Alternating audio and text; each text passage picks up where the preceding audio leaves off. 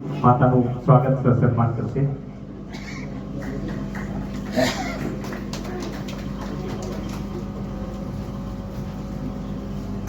નમઃ પાર્વતી પતે હર હર મહાદેવ.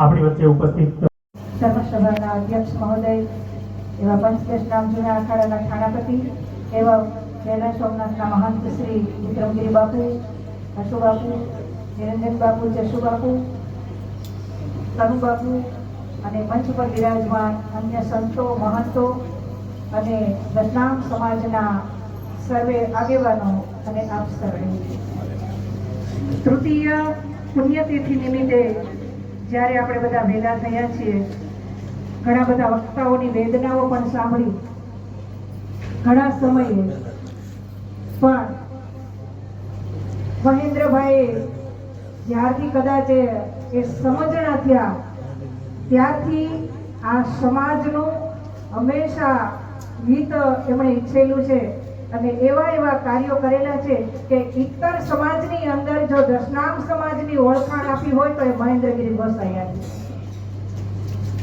દશનામ સમાજ એ મહેન્દ્રગીરી ગોસ્વામીથી ઓળખાતો હતો.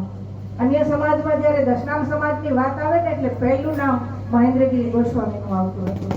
અને માત્ર ને માત્ર ગુજરાતમાં નહીં, મેં અને વિક્રમ બાપુએ અનુભવ કરેલો છે કે ગયા કુંભ મેળાની જ્યારે પ્રયાગની અંદર અમે ગયા ત્યારે કોઈ મધ્યપ્રદેશથી આવેલા હોય, કોઈ યુપીના હોય, કોઈ એમપીથી આવે, બિહારથી આવેલા, ઝારખંડથી, એ બધાની પાસે, એ દશનામ સમાજની પાસે માત્ર ને માત્ર અમે મહેન્દ્રગીરી ગોસ્વામીનું નામ સાંભળેલું હતું.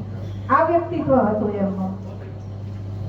અને આજે આ દશનામ સમાજના બધા આગેવાનો છે, ભાઈ શ્રી ધર્મેન્દ્રગીરીભાઈ, હરેશભાઈ, અમારે ભાઈ કાનાભાઈ, એ બધા જ આગેવાનો છે એ દશનામ સમાજનો મુગટ છે.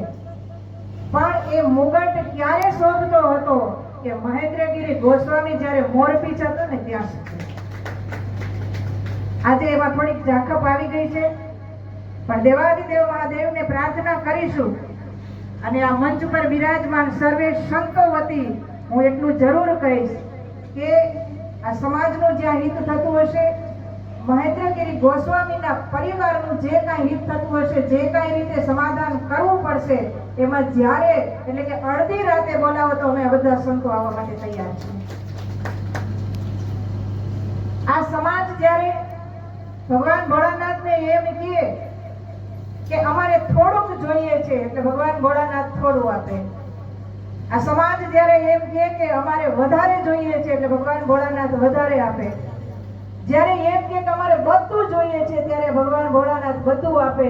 પણ જ્યારે સમાજ એમ કહે કે હવે અમારે કાંઈ નથી જોતું ત્યારે ભગવાન ભોળાનાથ એમ કહે કે મહેન્દ્રગીરી ગોસ્વામીના સ્વરૂપે હું તમારા સમાજમાં આવું છું.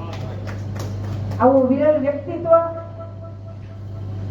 વધારે કેવા બેસીએ તો કહેવાય ને કે કદાચ વૃક્ષોની કલમ કરીએ અને સારાય સમુદ્રની સાય કરીએ અને પછી જો એમનું લખવા બેસે તોય પૂરું થાય એવું નથી.